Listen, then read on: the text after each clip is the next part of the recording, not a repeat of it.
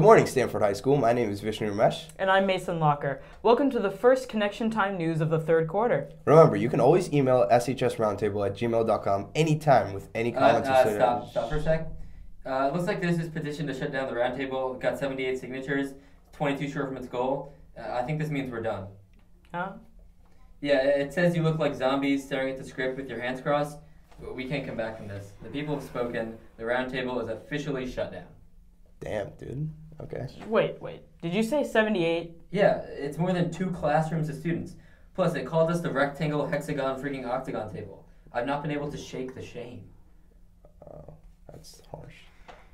The school has almost 2,000 kids. 78 is less than 5% of the school. Plus, we are a privately funded news organization and had nothing to do with the new district-wide Uber Eats policies. I say we keep going. She's right. Let's do it. And as I was saying, remember you can always email shsroundtable@gmail.com anytime with any comments or suggestions about the show. And now, as always, we begin with some in-school updates and announcements. First up, an update from the Student Space Flight Experiment Program, or SSEP. For those that don't know, the SSEP is a national STEM education initiative of the National Center for Earth and Space Education. This year, Stanford High has been selected to participate in SSEP's Mission 14 to the International Space Station. After a competition within the school, the proposed experiment created by seniors Rithan Armstrong and Lizette Garcia was selected for testing as a part of the mission. The proposal analyzes the effect of microgravity on galloflavin, possibly resulting in the inhibited growth of cancer cells. The seniors are now working with representatives from NASA to help get their experiment ready for launch this June, where they will travel to the Smithsonian National Air and Space Museum for a science conference with other SSEP participants. Also, as a part of Mission 14, a competition will start soon for Stanford High students and K-8 students in the district to design a mission patch. This process may seem familiar to Stanford High's upperclassmen since the school also participated in SSEP's Mission 12 2 years ago. Congratulations to all of those participating and good luck with the rest of the mission. And now, as many of you have probably heard, the district recently released a plan to help solve the recent mold problems that involves rebuilding several schools across the city. Under this plan, the city would sell the school's properties to a private party for $1. The parties would then rebuild the schools and lease the properties back to the district under a 45 to 90-year agreement. The Board of Education has already voted to approve the plan and has asked the city for $1 million to get the plan off the ground. A public forum was held at Roxbury Elementary School, and things got quite intense between civilians and representatives of the city. We sent reporters to film what happened, and here is that now.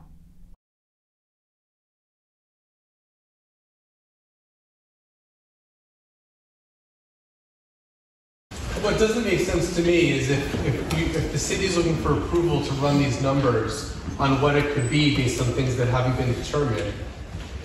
One thing I gather from what I heard about the meeting the other day in this meeting is that people want to know where the schools are going to be and what's going to happen where first. So why not decide that and then run the numbers? So it needs to be done simultaneously.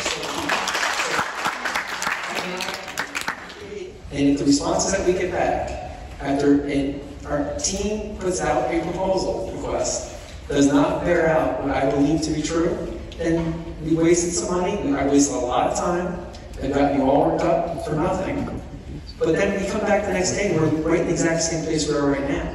So we can just sit back and say this is too complicated. You want me to promise I can leave the school here? Excuse me, just hold on, wait. If this is going to work, we're going to raise your hand and ask questions politely, okay? I'm willing to stay here all night. I proved it last night. As late as you want me to stay and answer all your questions, but let's keep it calm, okay? I say, if you want to pay a consultant a couple $100,000 to tell you that you can't have a K-5 and K across the street from each other, then pay me. I'll tell you that right now. 2,100 kids go to school across the street. That's a high school. That's a high school. That's a high school. This is the same age. He's talking about traffic. It's not. It's a madhouse in the morning. It's crazy in the morning. I just wanted to say that in terms of K-8, my daughter goes to Strawberry Hill, and I really like this idea that the 8th graders will be with the 1st graders and kindergartners, and that's a really good thing in my opinion. My other question is actually completely different than this discussion. Since it's a public-private partnership, just in terms of the model, what how are we looking at the impact of having the private sector in the public schools and what that will mean in terms of having profit-oriented groups there, and where's the accountability? The city and these people working with the city are working very hard to try to come up with the best plan for us and for the city as a whole and for our children. But one of the things that we need to do in return is there are a lot of rumors, a lot of stories, some of them wild and far-fetched that make our blood boil when we hear them. We have to consciously fight against accepting what we hear just because we heard it, and it may fuel our position at the moment. Despite this pushback from the people, the city seems to be continuing to move forward with the plan. We will definitely keep you updated as the story unfolds throughout the rest of the school year. Bringing it back inside Stanford High's walls, the school's IB program recently held a volunteer day in which representatives from various local volunteer organizations came to speak to both IB and non-IB students about possible volunteering opportunities. Senior reporter Alyssa Gilmet went to the event to learn more and speak to the representatives. Let's take a look. On January 7th, the Stanford High IB Diploma Program hosted IB Volunteerism Day, where representatives from multiple nonprofits and clubs came to talk to Stanford High students about potential volunteer work within the school and from outside programs. We interviewed some representatives on their programs and how students can get more involved. Hi, I'm Melissa Gilmet, and I'm here with Nicolette Malia. And can you tell us a little bit about your program? So I'm here with the Stanford Public Education Foundation, which is a local nonprofit that takes the resources within the community and helps students within the Stanford public school system. So we see ourselves kind of as the bridge between like community resources and the needs of the schools. Thank you. And how can we get more people involved? So right now we're recruiting for our service learning program. Service learning is one of our mentorship programs where we pair juniors and seniors within high schools like Stanford High, AITE, and West Hill with fifth graders at different elementary schools. So for Stanford High, we pair them with fifth graders at Stark. And it's a 10-week program where the mentors teach the little kids the value of community service and why it's important to get involved in your community. And it ends with a semester service learning project. So they do things like make socks of love for students at Inspirica and different things like at the food bank and stuff like that. So how can people get more involved in your program? Many ways. We have a clothing center in Darien and a food pantry. And in Stanford, we have the warehouse and a mobile food pantry. And then in Norwalk, we have a food pantry. Multiple ways. You can come to Darien and sort clothes for us. A lot of students come for our youth groups on Thursdays 4 to 6 and Saturdays 9 to 12. That's in Darien. And that's pretty consistent and very flexible. So if you can't make it every week, that's fine. And then if you can't commit to that, maybe host a food drive for us and then help sort it. Food is essential. People need to eat. Thank you so much. Thanks, Alyssa. Now, a quick break from the news for a special message from our beloved guidance department. Shout out Miss Forlenzo. Shout out Miss Forlenzo. Woo! Shout out.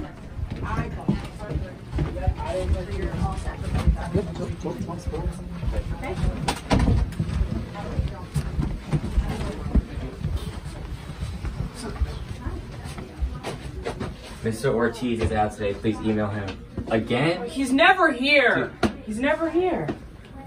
Miss Murray, do you know what Mr. Ortiz is? That guy's never here. Oh, well, actually, it says he's out today, but Yeah. you could email him or, just see him tomorrow. All right, I mean, I guess. Do you know his email? Yeah, it's J. Ortiz, yeah. All right, well, what are guidance counselors always out for anyways? What are you guys always doing? Well, I hate to, come in. I hate to tell you guys this, but school counselors, first of all, we don't live in our office, Yeah. I mean, we like seeing you guys and meeting with you guys, but we're here to help you guys reach your highest potential in your academic, personal, social, and career development. And that means, we're not always in our office. We have to work, we wear many different roles and no 2 days are the same. So we have to work with You guys, teachers, parents.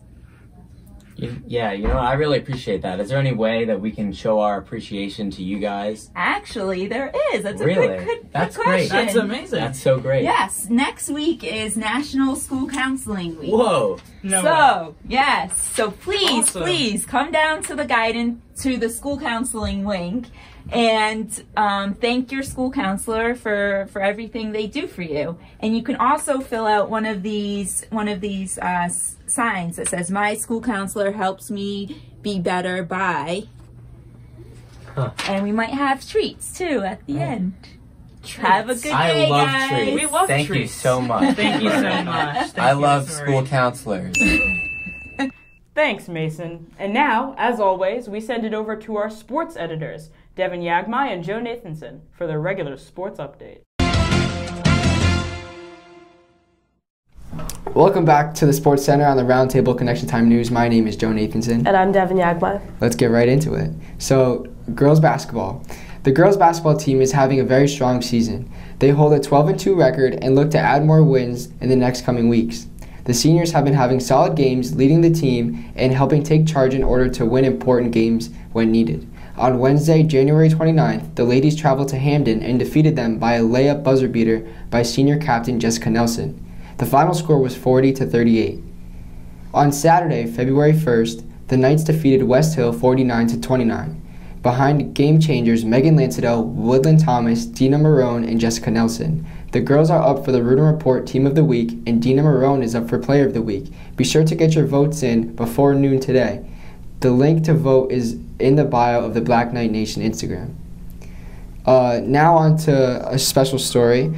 This winter, Stanford High introduced a new member of the Black Knight family, new strength and conditioning coach Trey Sims. Here's reporters Ethan Davis and David Colazzo with more.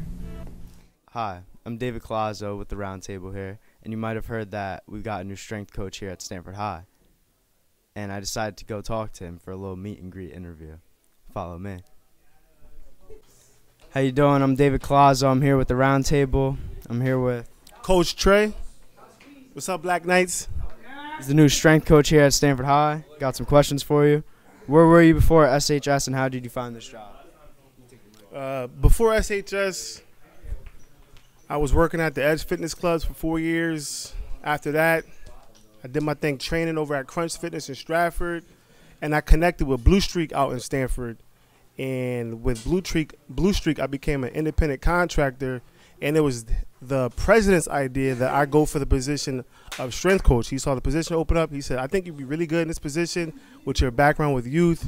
He said, "If it works out, it will put you in front of a lot of youth athletes, which is my specialty." So it was just really a good idea on his part. Thank you.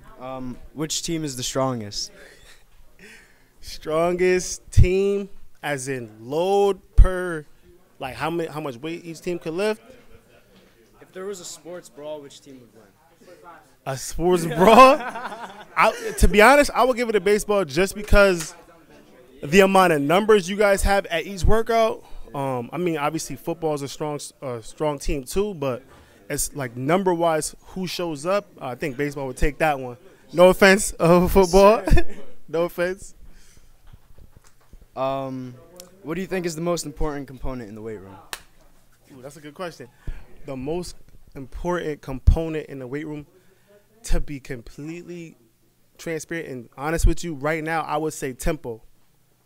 Based on like what we know we're working on right now and where we're headed, I feel like tempo is something that is misinterpreted and completely forgotten in terms of how long each set and each rep should take you, how long your muscles are under tension based on the goal. So if you want to prevent injury, like in the beginning of a workout program, a slower tempo is a lot more important than a fast tempo. Like a lot of people like to just speed through their reps and sets, when you want to progressively speed the reps up towards the beginning of the season so you get faster as we get closer to the season, if that makes sense.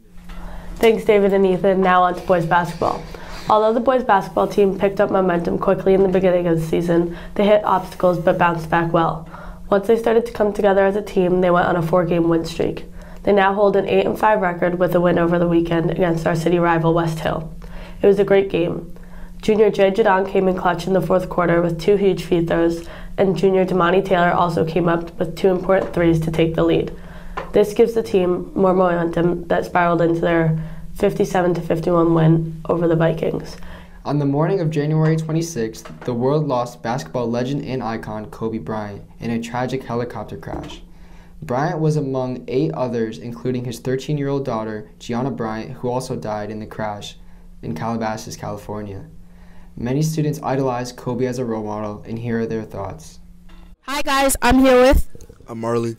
Hi, I'm Marley. So we have a question today. How do you feel about Kobe Bryant's death? I mean, like, it's heartbreaking. Him and his daughter died. Like, it's crazy. Especially, like, he's the type of guy you look up to growing up, so... Yeah. I'm here with... Sunny. And how do you feel about Kobe Bryant's death? It's tragic. It has a big impact on the world, especially the NBA players. Especially the Lakers, too. Gavin Dolan. How do you feel about Kobe Bryant's death? It's pretty sad. I didn't really watch him that much because I didn't play basketball, but he had a big impact on society, and he was pretty influential to a good majority of basketball players and athletes, so it's just sad. I'm more sad for his daughter. I feel bad. She had a life ahead of her. And, I mean, he was done with his sports career, but she was just starting it. The organization, the final seconds. Bryant for the win.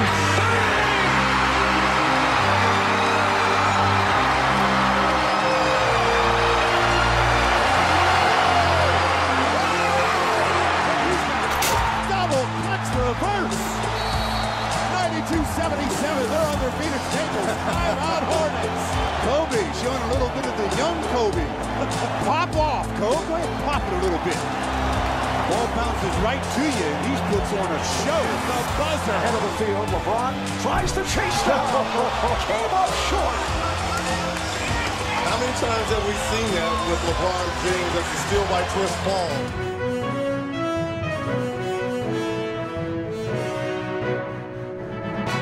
Hello, everyone. I'm so sorry I can't be with you tonight. However, I couldn't completely miss the chance to take a moment to share some thoughts with all of you. The lesson I cherish the most is how important it is to love what you do. If you love what you do and it's making you happy, all the hard work and perseverance will pay off. I once had a guidance counselor tell me that I shouldn't play basketball, that it would never amount to anything for me. His negativity towards me made me stronger. You can't stop people from trying to limit your dreams, but you can stop it from becoming a reality. Your dreams are up to you. I encourage you to always be curious, always seek out things you love, and always work hard once you find it. So with that, I'll let you carry on with your evening. Please know I'm thinking of you, supporting you, and encouraging you always. Peace. Now on to boys hockey. The boys hockey co-op team has gotten off to a strong start. They kicked the season off with a 6-0 record, led by strong goal scoring from seniors Eddie Zielikman, Gavin Dolan, and Jason Marchese. The team went on to go 1-3-1 as they went up against tough Division I competition. They were shorthanded due to Dolan and Marchese getting sick and Zielikman sustaining an injury. The boys are hoping to get back to full health and win out the remainder of the season. Good luck to our winter sports teams as they continue the rest of our season and move on to the playoffs. Make sure to pop out to all their games. That's it for the Roundtable Connection Time News. My name is Joe Nathanson. And I'm Devin Yagmai. See you next time. Peace. Thank you both once again. On a similar topic, the Unified Sports Team at Stanford High held their first ever pep rally on Friday, January 17th. The pep rally was held to prepare for the team's game against West Hill on the 18th. The game ended up being delayed to February 1st, but this anticipation only led to an even more exciting payoff. Our senior reporter, Katie Bernard, went to the pep rally both to celebrate the team and speak with the participants. Katie? On Friday, January 17th, Stanford High held a pep rally for the Unified Sports Team. The kids were each introduced individually and got to play a game of basketball. A crowd of over 1,000 people watched and cheered enthusiastically. I thought this was a great turnout. This means a lot to the kids. The pep rally was a run-up to the city championship against West Hill that was rescheduled for February 1st. For more information, you can go to Stanford HS Athletics on Instagram. Tape, you got that on video? She still go to school here? I don't see her in class. Stop. I'm ready. She's ready. He's ready. What are you waiting for? Ask me a question. Hi, I'm Katie Bernard and I'm here with... Katie Bernard. What's good, yo? Hi, I'm Katie Bernard and I'm here with... Chris Passamano, Athletic Director. What is your... Looks like a great time. Moving on to our final story of the day. Some of you may know Mr. Adam Siena as a math teacher at Stanford High, and others may know of him as an avid running fan. But do you know how great of a runner he really is? How great of a runner is he, Vish? Well, I'd tell you, but why don't we let him do it? For those of you who don't know, Mr. Siena is a math teacher here at Stanford High, although outside of the classroom he holds another title. He is a runner and just recently participated in the Cross Connecticut Run for Mental Health Awareness. This race took place on Saturday, November 2nd, stretching a total of 56 miles from West Suffield to New Haven. 20 runners participated, 12 finished, and after running for 8 hours, Siena came in first place. Here's some more from Siena himself. Okay. Hi, I'm Ava Devlin and I'm here with... Mr. Siena. What's the most recent race you ran? The most recent race I ran was this past November. It was the Race Across Connecticut. It was to benefit mental health awareness. And it was a 57-mile race, and I came in first place in about 8 hours and 17 minutes, I think it was. Wow. How did you train for this race? Well, lots of running, as you can imagine. It was a fairly flat race, which kind of suits me as I kind of carry a little bit extra weight, couple extra pounds here. So going up the hill sometimes is a challenge for me, but this was nice and flat and fast. So I kind of stuck to that and didn't do too much hill training, but just sort of long days and fast days. Hi, I'm Katie, and we're here with, once again, Mr. Siena. So how did you get into running? I started running when I was in 7th grade in elementary school. I started because we had 2 sports, basically basketball and cross country, and basketball really wasn't my thing, and my brother was a cross country runner in high school, so I said, let me give this a shot. Why is running so important to you? I really enjoy running because I really like getting in my own head and thinking about things. People always ask me, do I listen to music when I run? And I always answer no. And they say, well, isn't that so boring? And I said, well, I could just listen to my own thoughts and get in my own head and listen to the sounds of nature. And I always say it's the Sunday morning church of the long run. That's so nice. Thank you so much. Wow, congratulations on an absolutely amazing accomplishment. It's now that time again. If you signed the petition to shut us down, it's time to start paying attention because it is time for the only reason you watch the show. We now send it over to Kaylin Coleman to update us on what fun stuff the Roundtable staff has been up to. Hey guys, it's Kaylin Coleman. I'm back here with the Connection Times News distraction. We sent this couple students out to find out the scandal with TikTok in China.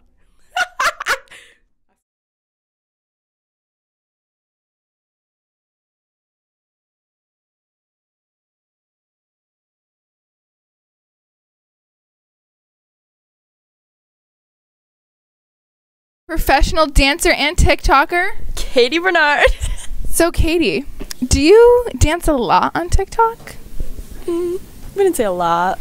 Are you aware that China is watching you dance? I saw a TikTok of that. Yeah. Did you also know they know where you live? Yeah, there's a lot of TikToks on those too. Yeah. How often do you think you're on TikTok? Oh God, like every day. Every day. How often? Oh, like a lot. Like how many hours? Probably like 4. 4. Okay. Hi, I'm Kaylee here with Cam. So how often are you on TikTok? A couple times a week. Like how many hours would you say? A day or like in a week? In a day. Less than 1. Okay. What? That's such a lie. No, it's not. Are you aware that China is watching you making these TikToks? No. Does this scare you? No. Did you know that China owns your videos? No, but like as long as they're in my camera roll and I have them, I guess it's fine. I think that's wrong. What? I think they are watching you. Like right when you make them, it doesn't matter if they're in your camera roll. Oh, like through my camera on my phone? Mm-hmm. That's weird, but like whenever I'm making TikToks, I have clothes on, so it's fine. Hi, I'm Kaylee here with Lucy Scorziello, Olivia Lacona. So, do you guys both have TikTok? Yeah. Yeah. And how much do you think you're on it a day? Probably like 2.5 or 3 hours. A day or like overall? Like a day. Like an hour or two. An hour? Are you guys aware of what like people are saying about China watching you? Yeah, but I don't really care that much because they can't do anything in my phone. No. No, you didn't know? No. Do you guys think it's weird that TikTok knows where you live? No, because I see a lot of people from Connecticut, like, on my For You page. So you think it's, like, cool? Yeah, it's just a part of, like, Instagram does the same thing. Ha, hey, yeah, this is hold up. Hey, CJ. Done with ice. Birds. If I leave her, she gon' die. Well, bitch, you done with life. Okay. Better not pull up with no knife, cause I bring guns to fight. Say you got that sack, I got that sack, but ain't no ones of mine. Nope. My little bitch say I'm getting too booed. I don't even like dubs of mine. Alright, but I look like without. Wait. Renegade. Go. Go. Got one. Go. Go. Oh, go. Yeah. Go. Let's go. Go. Go.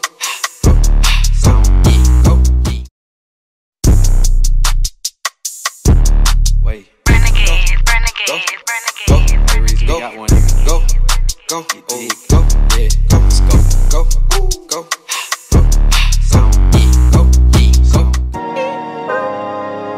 Pulling out the coupe at the lot, told him 12 swat, buzzing all the bells out the box. I just hit a lick with the box, had to put the stick in the box. Pour up the whole damn seal, I'ma get lazy. I got the mojo deals, we been trapping like the. Oh God, that was ridiculous. Now, just look at this next clip. Please just look at it.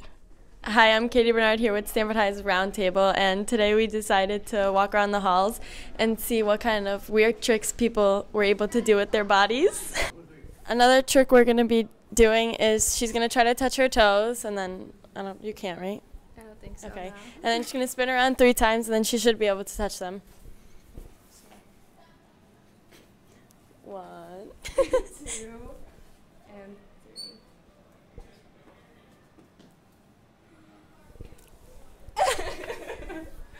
For our next trick, we're all going to be laying like on each other on the chairs, and then somebody's going to pull out the chairs underneath us, and we're going to try to balance on our own like that. Okay.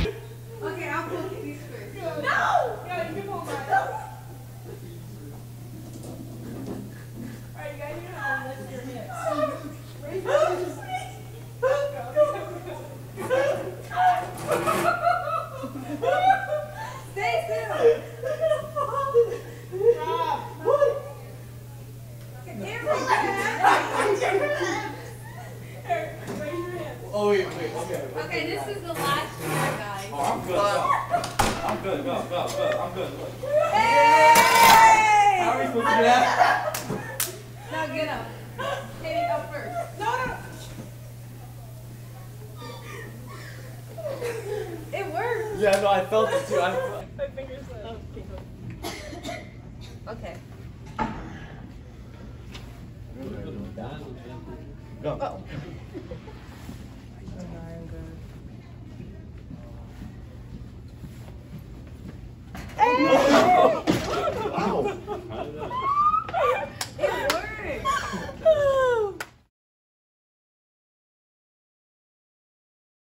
And that's it on the Connection Time News. I'm Kaylin Coleman. I'm out of here.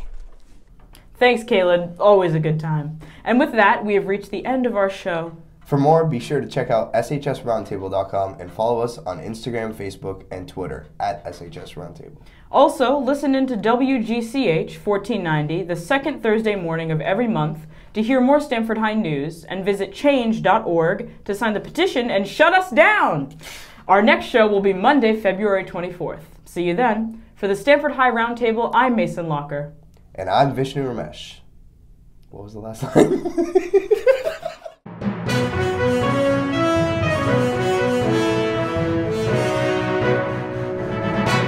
Hey, it has never taken us longer to film this, so instead of bloopers, you can click the link in the bio to watch this entire thing without any cuts or edits. Ka-chow! Click the link. Okay.